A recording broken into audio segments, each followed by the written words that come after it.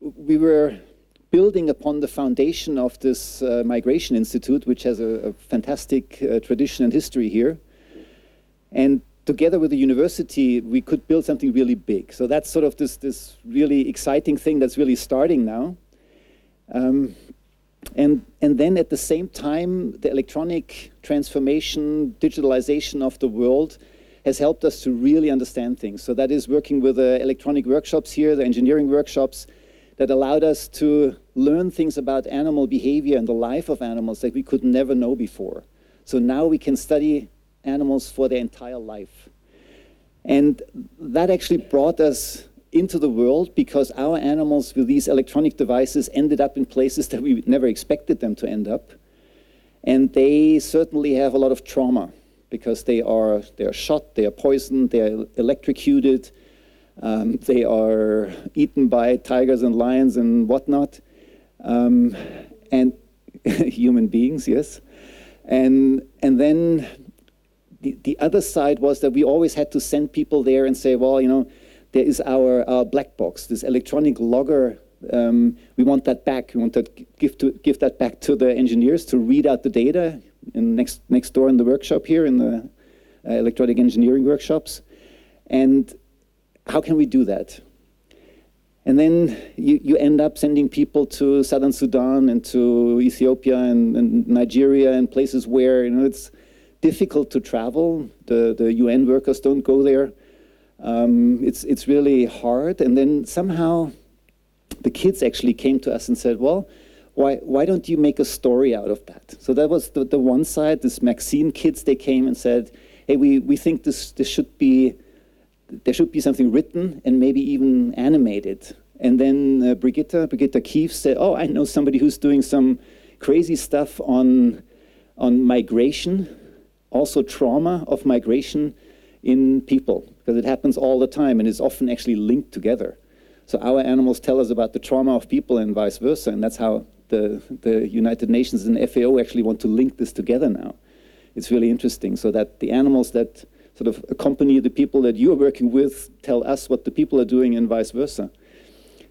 And that's how we ended up talking about this. And then also the work that Wolfgang Fiedler is pioneering on life histories of these animals is really exciting because you can track them for the entire lifetime. You know them from the nest until the place they die, and you know everything they're doing. And part of that is that we also not just know individuals, but we know collectives. And this is what Andrea Flack is pioneering. And we'll hear about that today. And I think that's so exciting that we said, well, you know, we need something to show what these animals are doing and what we are doing. And we also need it because we are sending people to these places, and often at the borders with our equipment, the border agents ask us, well, what is this? And then we say, you know, it was about a bird, and this is on the bird, and it's flying around the world. And then they say, oh, you know, these guys are crazy. And then we said, we need something that we can show, all of us can just show, and it has to be something that everybody understands. And then this is when you came in, and we thought, well, this is a universal language. I mean, it's now underlaid with some human language, but it works without. So you can show it to people. So we can have all our staff have this little animation and go to border control in southern Sudan and say, well, this is what we're doing. And everybody understands. And this is why we are so glad you're here and are showing us the future of what we can show the world about the life histories, the individual traumas, and the fun that animals experience in the world. So, welcome.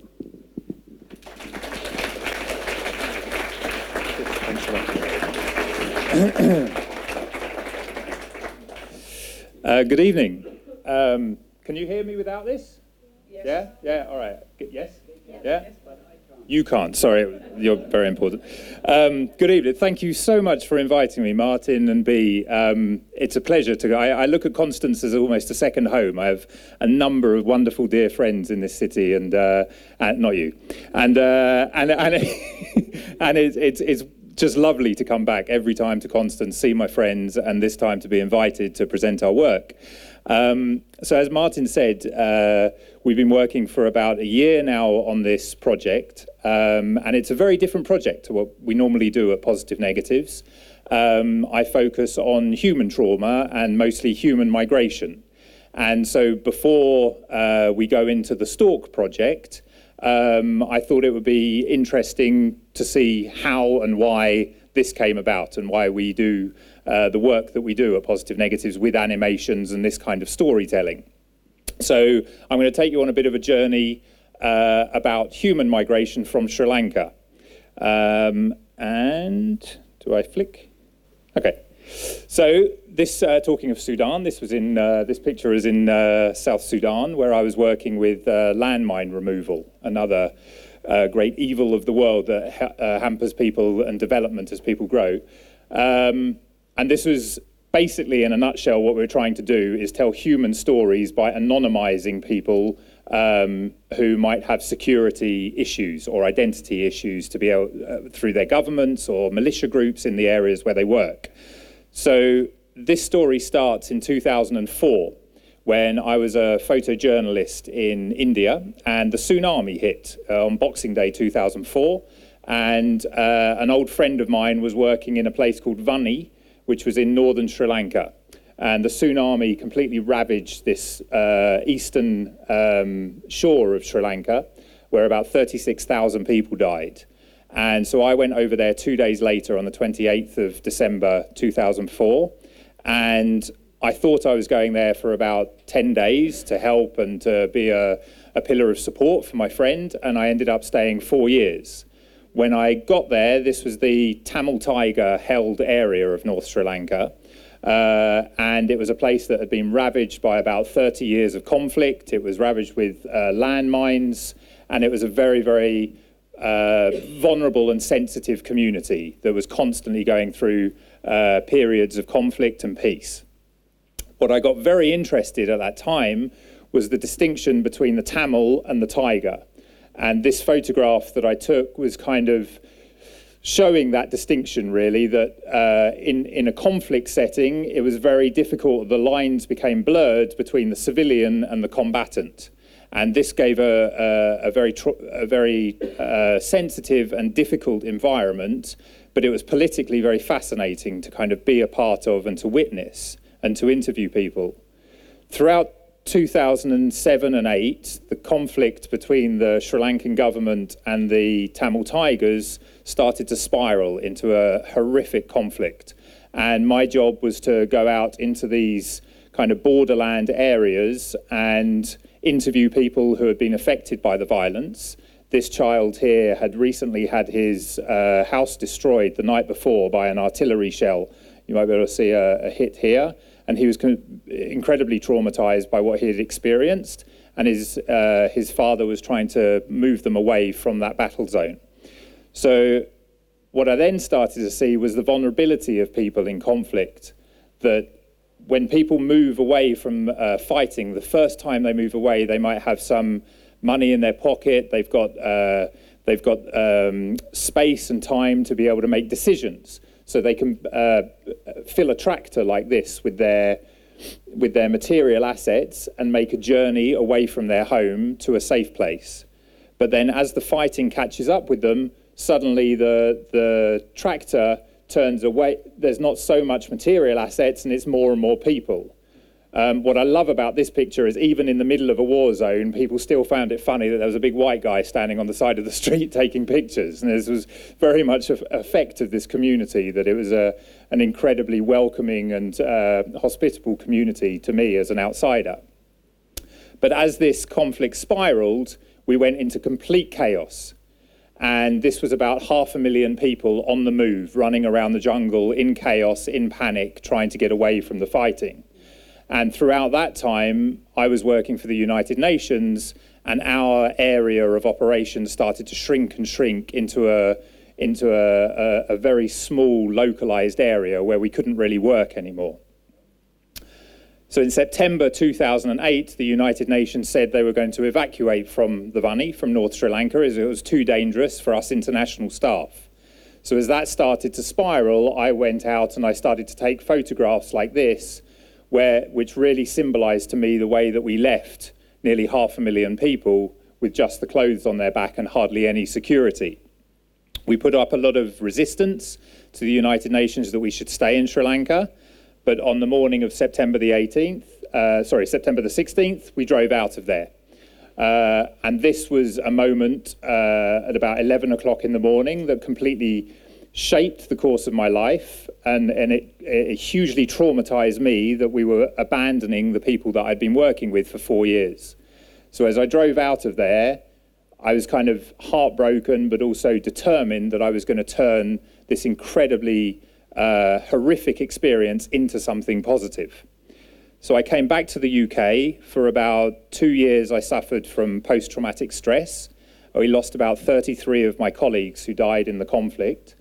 And I decided that I wanted to tell this story of what people had experienced, the way that people experience conflict and migrate from conflict and come to Europe as refugees in a new and engaging and innovative way. And so I thought about comics and illustrations, because the one thing this did, like the first picture I showed you, it allows us to anonymize people who in 2009 and 10, when we started working on this, this is a photograph of this girl, but I didn't know what fate she would have if I showed the world her photograph, what repercussions that would have back in Sri Lanka. So I started working with an artist, and quite rapidly I realized what I was doing here of turning these stories into artwork was a PhD in anthropology. So I started working on that, of the transition between complex traumatic testimonies into art practice. And this was my apartment in New Delhi in India, where I started to go a little bit crazy, and the landlord would walk in and kind of look at all these writings on the wall and then leave. And I developed this methodology where I would keep taking the story back to the respondent who I was interviewing and asking them to keep checking the script that I was writing from their story. We would then take my photographs and start to turn them into these illustrations. And so suddenly, back in 2010, it would have been very problematic, like I said, to show this photograph of these people's faces. But when I presented them like this, it was okay. You could suddenly tell their story, and they had that security behind the illustrations. I would then take the illustrations back to the respondents, and they would start to check and give me comments on the artwork itself, that this looks like their home and it feels like their home and their places. And so this would go on and on and on, this process. And what I found by using this medium of art, we were able to go into the spaces that you can't really show through film or photography or just narrative. Like this, for example, an explosion from a bomb blast was inside this man Indran's head, where he had seen this explosion, and by sitting with me and the artist, we were able to extract his memory and what he is dealing with by showing these pictures. But then also what we could also show was the subtleties in conflict. Things like this, where a family, suddenly there's a quiet piece in the conflict, in the war, and a family can sit round a fire and have a really sensitive, kind of very human interaction amongst the chaos of the war. And then also these moments where a son may fall asleep on a father's lap. A husband and wife suddenly have some time together in the conflict. And these are moments that we don't often see on the news or in war films or whatever. It's always about the big drama. And there are so many different layers and subtleties in conflict and migration.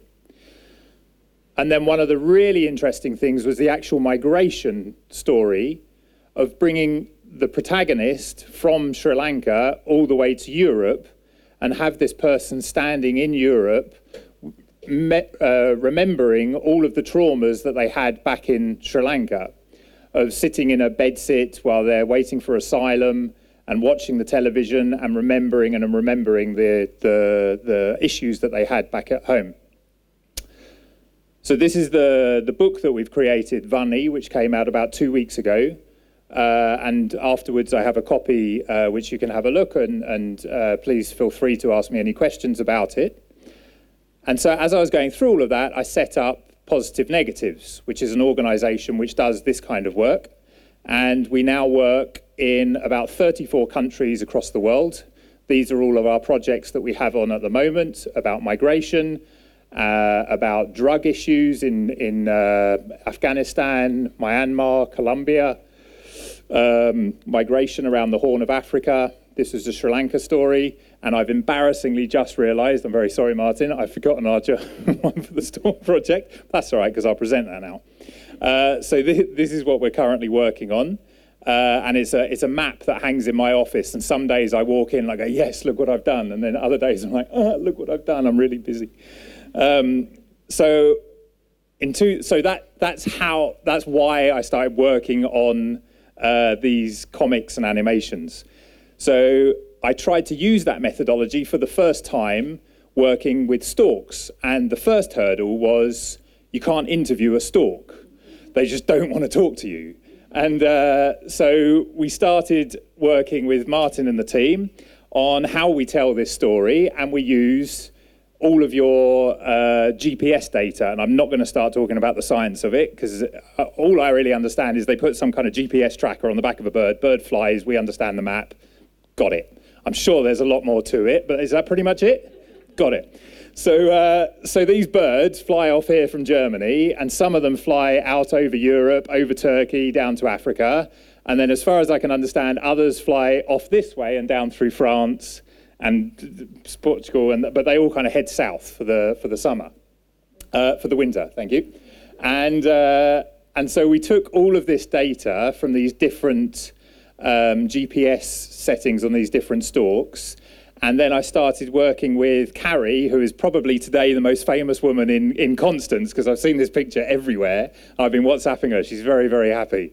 So this is Karrie. Karrie is an awesome artist, and she works with us at PositiveNegatives to do these kind of projects with us. And this was a real struggle for her as well, to like, how do you tell this migratory story of these birds in a couple of minutes, because that's the attention span that we have, and I can see I'm losing you, the attention span that we have, and how do we tell these stories through animation? So she works digitally, and she works on this infinite zoom animation, which you will see in a minute in the film. And so what we do is we tell the story, we write the script after we've got all the data from Martin and the team, and we wanted to tell it as almost like a children's poem. The poem 10 Green Bottles, do we know this one? Yeah. So one by one, the storks start dying from human interaction, whether, like Martin was saying, whether it's pesticides or electricity pylons or being shot or whatever. So we wanted to show how these storks, it's a real struggle for them to get from Germany to South Africa, just like it was for a lot of the people that I interviewed to get from their country to Europe. So she starts going through all of this and creates these kind of black and white images, and then starts to fill these with the colour that she works with. And then we start to go through, and this is one of the scenes where the storks are eating the locusts. And these storks actually didn't really die, did they? They just kind of veered off and got distracted by locusts.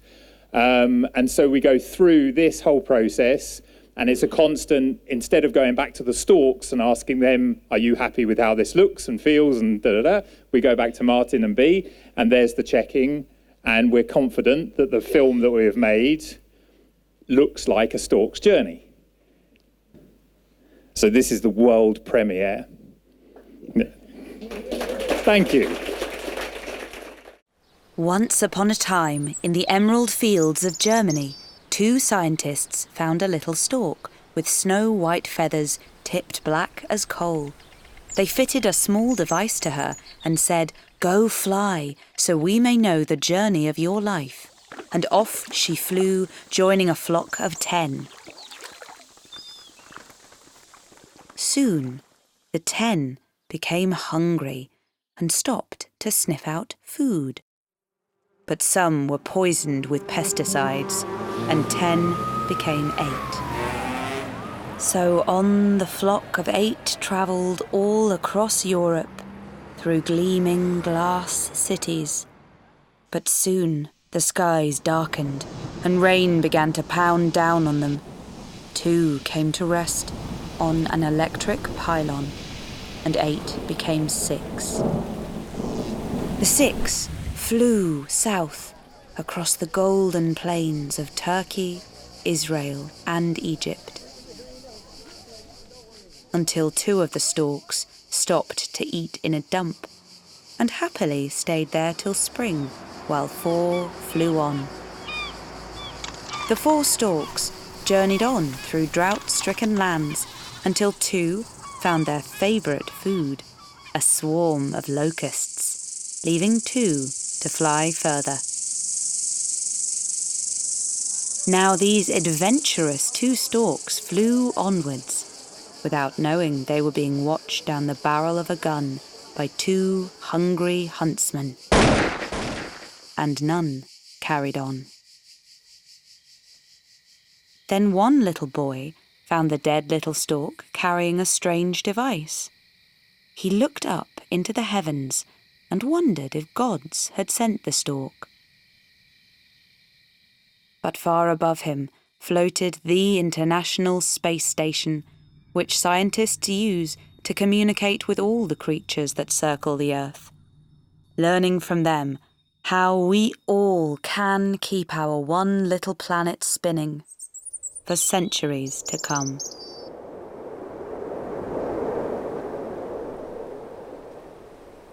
Which is why, once upon a time in the emerald fields of Germany, 2 scientists found a little stork with snow-white feathers tipped black as coal.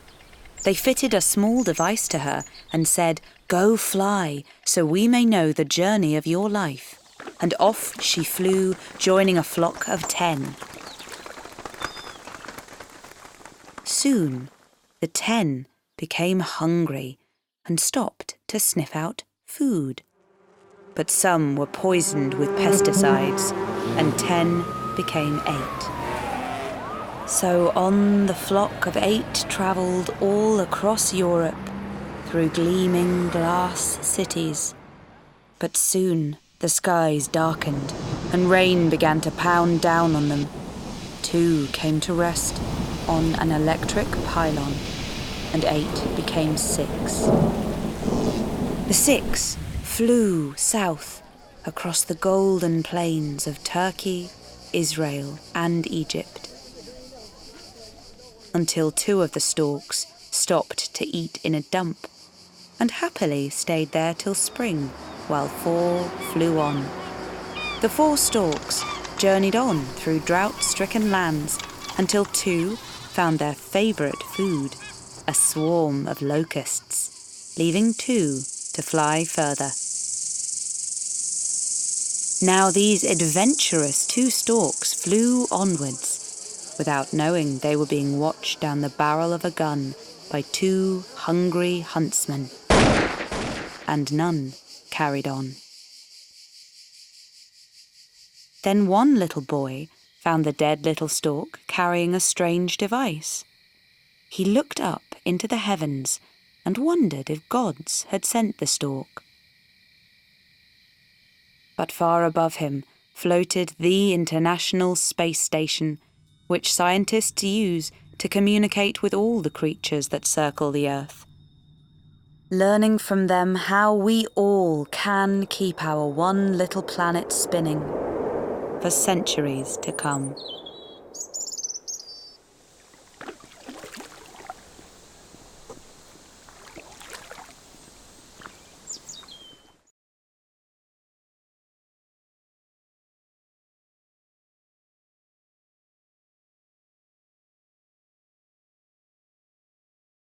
We do, and we did during the creation of that movie, so it's fantastic to also see the background and hear about all that. It's my real pleasure to introduce Wolfgang Fiedler to you guys. Wolfgang is the president of the Ornithological Society of Germany. He's been the head of the bird banding and now bird marking lab for ages, 25 years, 20 years, something like that. And he's taking that into the future to really collect this data, to make sure that the technology works. We've seen that not even here it's easy. So this is what's happening every day. And we know that the electronic workshop is also struggling with these issues. We actually now have a big struggle with our satellite thing, that something was blown out that should never be blown out by radiation on the ISS. It just came down again, goes up again in December. So these things happen.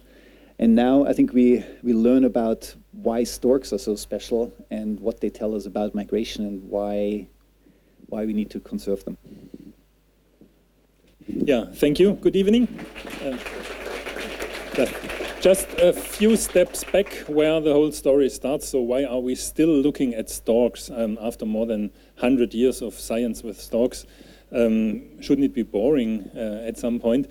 But at the moment, the stork is still the superb species to understand the life of a migrating bird, because it's large and it's really migrating a lot, and everyone knows it and everyone likes it. So the very old pictures already, that's not too old, but the stories are a lot older. People knew that in spring storks are arriving from somewhere. They stay there for summer, bring usually luck to the farmhouse where they breed on, and in autumn they vanish. No one had an idea what they do during winter, but quite early people traveled in Africa and already got the idea, well, there are storks in Africa, couldn't that probably be the same ones? There were expeditions seeing storks in Africa, but it wasn't really something people could believe, that the same stork that sits in northern Germany on the farmhouse is in the wintertime somewhere close to Cape Town, 10,000 kilometers away.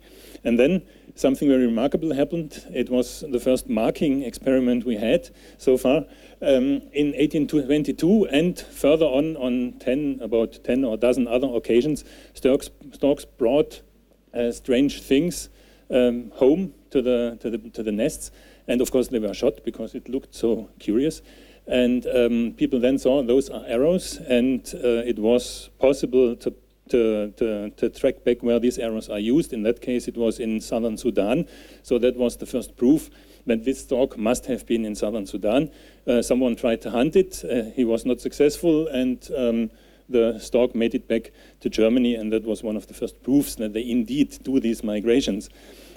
Later on, a lot of scientists discovered the storks as the models for understanding bird migration. The founder of our institute, Johannes Thienemann, started to mark white storks already in 1903 onwards, and he also thought about some experiments. Andrea is doing more or less a sequel of that thing, and she is going to tell us later about that.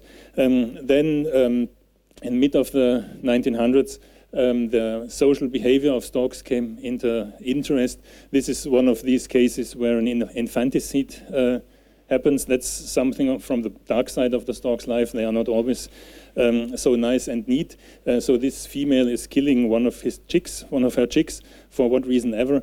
That is something that has been studied at that time. It's still not understood until today. And also some grouping experiments have been done.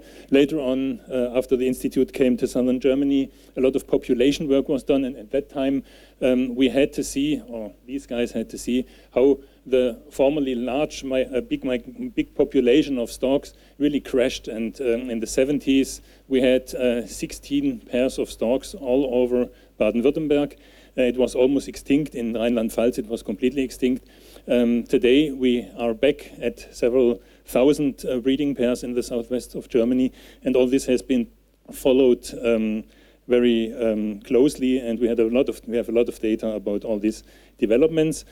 The marking is a very interesting thing. So it was a Danish teacher who invented the bird ringing in Denmark on crows, starlings, and a few storks, and then later on Johannes Thienemann did it on a large scale. And this is one of the first maps we have. That's from 1921 of storks, that they all have been ringed somewhere here and have been recovered along this route down to South Africa. And stories like that at that time got, let's say, so they went as viral as it was possible to get viral in that time. So it was really amazing. Millions of people that storks and other birds, we had to think that also little birds like swallows also are doing these things, that these storks are doing these huge migrations. And that was something that was absolutely fascinating for everyone. That also made the stork one of the big models for migration. This is only possible because we have a lot of volunteers everywhere around the world working with white storks, and they are usually our close partners when we do things like attaching loggers or something like that. And then we got this logger technology. In Germany, it was mainly two guys started, or they grabbed this idea from the United States and tried to establish it in Europe. That was Peter Berthold, who is still with us at the Institute today as an emeritus, and Eugenius Novak. And you see one of the problems in the early years, that's not yet a stork, that's a swan. And this huge thing on the back, it looks like a piece of dynamite or something. That is the satellite logger at that time. And it brought, let's say, 15 or 20 coordinates. Everyone was absolutely enthusiastic about that. We still were enthusiastic when we got the first travel roads of white storks, so about 20 coordinates, and then likely not the stork, but the logger broke. But that was the first published map of stork migration, and it was the beginning of that technology. A lot of developments happened since that time. That was 92, and today we have collected a map like that. That's about 400 tracks of white storks between Europe and Africa. And I think that's more or less really showing what white storks are doing. What we see at the first glance is this huge line in the east. That's the eastern migrants. We have heard of that before. Most of them are doing a westward hook towards Lake Chad, and then later probably going further south, even as south as South Africa. And then we have mainly west of the river Elbe. We have all the birds flying down on the western route.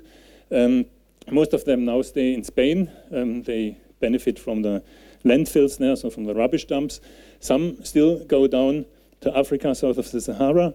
Not a single stork ever has been observed crossing the Congo rainforest. That's obviously not possible. They just stay north of it, with a few exceptions of single storks that did not survive it. If you are interested in interesting stories of single storks doing remarkable things a bit off the mainstream, you can see me later on the table over there. I have a few of these stories with me. This is the thing that we are using at the moment. It's one of the GPS logger models that is most reliable and most accurate at the moment, and that's exactly what we use for the storks. If you are, oh, I forgot what? Something. You see, oops. Please come back. Yeah. You see on the far right, you see this red marks. That's also storks, but they never leave the area, and that was really surprising. This is Uzbekistan, and we expected to find populations of non-migratory storks, for instance, in Tunisia. You see there are lines going down, they migrate. We expected them in southern Spain. You see storks from there also migrate, at least in the first 2 years. Even the storks from Armenia migrated to Mesopotamia, but the ones in Uzbekistan, they don't. That was really surprising, but we know it is possible to survive in Uzbekistan during the winter. And so at the moment, that's the only really known subpopulation that is not migratory among all storks. The longest migrants are those from Moscow. They have to go a bit southwest first, then cross Turkey, and then go down the main route. And the ones that come from farthest north are usually also the ones that go farthest south. So these migrations are regularly more than 10,000 kilometers per year. If you are interested to follow white storks or many other species, you can use our database Movebank. So the general policy in our institute is that most of the data, as long as it is secure for the animal, is published rather on real time, not exactly on real time, but on the same evening you can see where your animal was during that day.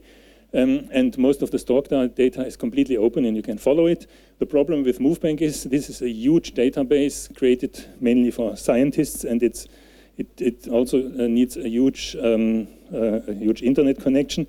So it's sometimes a bit slow to work with it from home, but we have this animal tracker app that is free. You can download it to your mobile phones. And not all, but most of the storks are on there.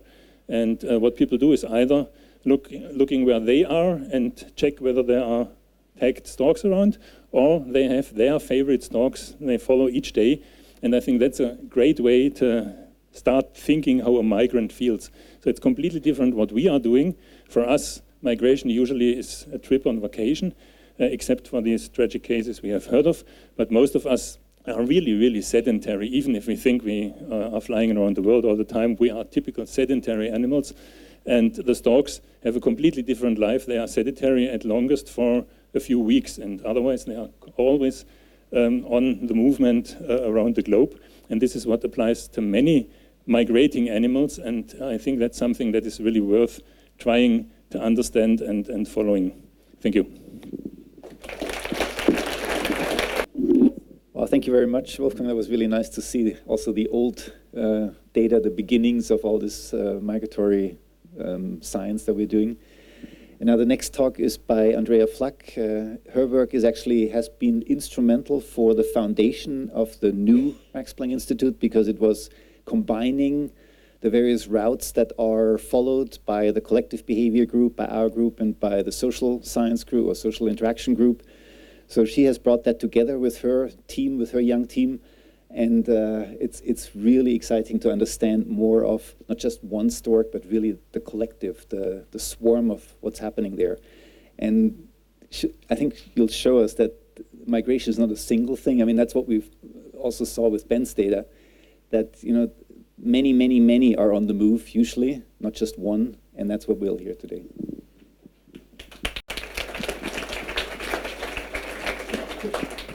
Thank you very much. It's a great pleasure to be here and to talk about my work. And I think Wolfgang gave a really nice overview of what we know about storks and the research that has been done on storks for the last, 200 years now. But what he showed us is that most of what we know of storks comes from observing individual birds. We have observed thousands of individuals throughout their life, using bands, using observations, using tracking data in New Year's. But what we know as well is, and that is an aspect that has hardly been ever studied in the storks, they don't migrate alone. They go in these huge flocks towards the south. They gather together in autumn and build these groups that are hundreds, thousands, 10,000s of birds together. This is in a video just before a group is crossing the Strait of Gibraltar, and you can see how they really get together to do this journey as a group. And this is something that hasn't been studied very much in the past. So we don't really know how these birds find each other. We know that they breed kind of territorial in at least most of the times, but when they gather together, when they migrate, they build these huge groups. How do they manage to get together? We don't know how they interact with each other while they're, I can show this again, maybe. We don't know how they interact with each other while they're in these big flocks. Who is following whom? Who is leading the ray? We don't yes, sorry. And this is somehow what I study. I'm trying to understand how these birds move as a collective towards the south. And what we use to find out is these tracking devices. But it isn't enough to just put a GPS tag on a single bird and then learn how they move as a group, because these are wild birds. We can't control them. We can't control who is flying with whom. So what we do is we put a large number of tags in a certain region, tag every bird in a certain area with a GPS tag, 50, 100 birds in the same village, in the same area, and then just look who is flying with whom and just hope that they fly together.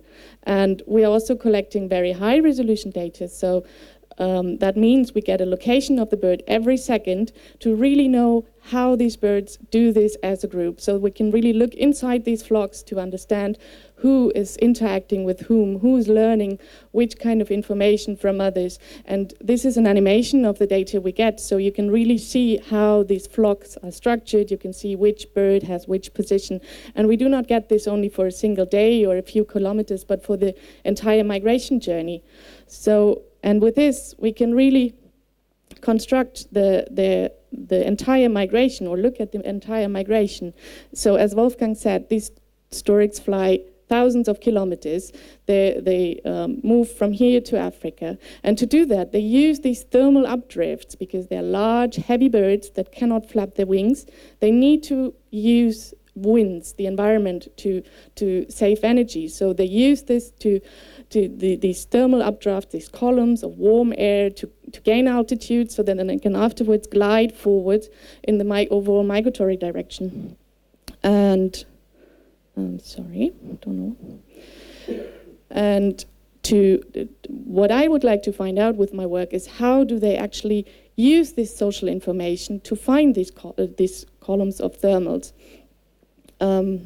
So who is locating these thermals? How do they navigate towards these thermals? Who is using which kind of social information? And because, and once they're in these thermals, these really dynamic these dynamic atmospheric movements, how do they use the social information to locate the best areas within the thermals? These birds circle in these and try to find the best regions, and then I try to understand how do they determine the path through the thermals, and who is benefiting from whom, and how much energy they save using this social information. And this is an example of the kind of things that we find. So when we look at the movements of the flock, we can find that the individuals within flock have these kind of two distinct behavioral modes. So we have birds that are leading birds, and we have birds that are following birds. The leaders are the ones that are in front of the group. They fly a bit faster. They have frontal positions. They determine the way. And the other birds, the followers, follow these movements. They are usually in the back of the flock. They are kind of observing what the birds in front do, but they have their flight skills are a bit worse. They can't fly as well, so they really need this information coming from the leaders to find the perfect path throughout their migration. And this is also costly for them, because these birds cannot fly as well. They stay a bit behind, and they have to flap more, and it really costs them more energy to stay with the group, but they also benefit from that, because they really see what the others do, what the leaders do, who really track the best path throughout this thermal updrafts, and then they can just copy these movements and save, in the end, a bit of energy. And what we observe during these small-scale movements within these thermal updrafts is also reflected in their overall migratory behavior. We see that those birds that are the leading birds are traveling further than those birds that are the following birds. So here you have the migratory path of a group of storks that flew for a bit together, and you can see that each colored line is a path of a bird, and you can see that there are these blue birds that migrate further south, that cross the Sahara and travel all the way to Africa. And these are the birds that were the leaders in the flock. These were the ones that flew better, had more skills in finding the way. And then we have these orange and red birds that were the follower birds. They stay in Europe, they don't fly as far. And so you can really see how this small-scale movements that we observe within these thermaling groups is also somehow reflected in their entire migratory performance, and even in their lifetime performance, because we know that those birds that cross the Sahara have a much lower chance to survive than those that stay in Europe. So this is all somehow connected with each other. What we see on a small scale during flight is connected to what we see on a medium scale during migration, and also on a long-term scale to survive. And This talk so far has been a mixture of animations that we do to somehow convey our message that we find as scientists. But of course, to get to these animations, we really have to sit down and analyze our data using really boring computer programs and Excel sheets and so on. And with the help of computer scientists, we have actually we have now actually developed a way that we can fly with the storks and get to find out where these storks are and how they interact with each other using virtual reality. So, and as soon as I stop talking, you can visit me at the one of those little stands over there, where you can really use these virtual reality glasses and fly within a group of the thermal storks.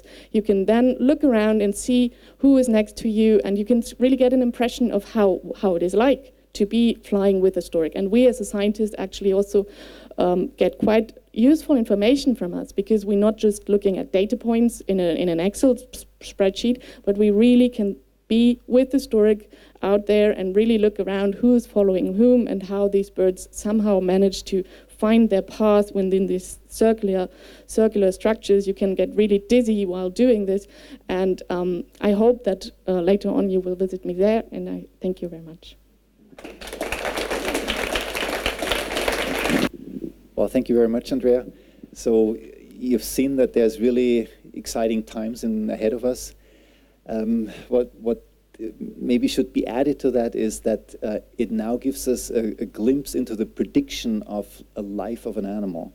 And that's really exciting, because what Andrea didn't mention is that from the first 10 minutes that her entire stork group circled together, first 10 minutes basically gives you the prediction of where they go, how far they go, and how long they survive.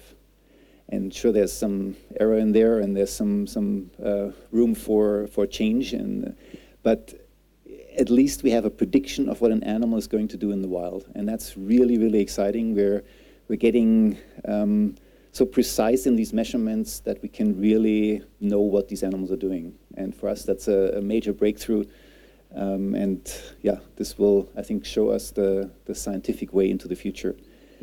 Now, we're done with the official talking, and would like to gather back there. There's food and drink, and you're not allowed to bring it out here in the library, but in there, everything's good to have. And there are the stands out here, the information stands, where you can look at the various devices and learn how these animals are being studied and what we find out. And we really like to thank you for coming. We'd like to thank those, I don't know if somebody is here, who is preserving the storks in Böhringen, who's really doing the groundwork. We'd like to thank all the engineers that are building the devices. They're usually in the background. Bruno is there, and engineers from the workshop here. So that's really nice that we have your support, and all the support from the community, from the people that really report these animals. And we're really looking forward to continue that into the future. Thank you very much.